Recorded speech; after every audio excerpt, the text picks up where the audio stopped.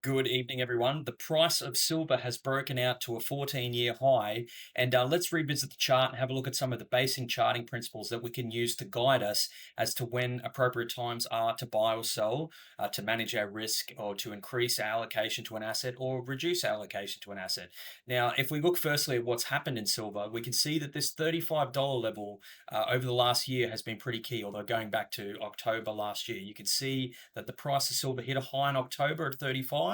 It respected that again, and this was the breakout level. Note that silver broke out. So if you think of resistance or this $35 level as a ceiling, you can see once the price breaks above the ceiling, as if you did in real life, if you jumped through the ceiling now becomes the floor. So it broke out, and note it spent quite a few weeks testing the breakout, and now we've seen some nice green candles there pushing up to new 14-year highs. Not quite an all-time high, but let's have a look at something that we saw previously. You note that through early 2025, silver was in an uptrend, but it formed sort of a broadening rising wedge, which is typically a bearish pattern.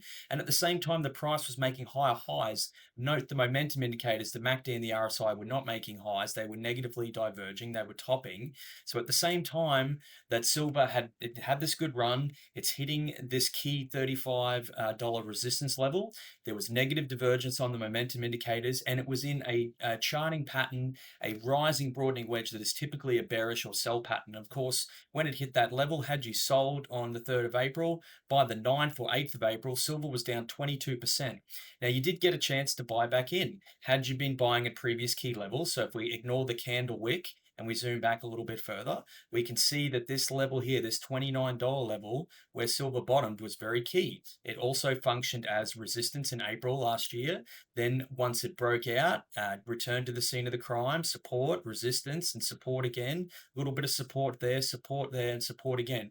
So these previous key levels are of vital importance, and I know it's pretty simple stuff, but if you keep it simple, you can have a little bit more success with your investing. Now, it's a little bit too early to call this, but we see silver making a fresh high. The MACD is currently negatively diverging. So as the price of silver makes a higher high, we're seeing some negative divergence on both the MACD, the RSI, not so much. It looks like it's kind of slightly made a higher high. So it's too early to tell, but in the short term, silver probably looking a bit expensive. Longer term, this is very positive for precious metals. We're likely to see further bull runs as we're seeing breakouts in silver, and gold continues to hold.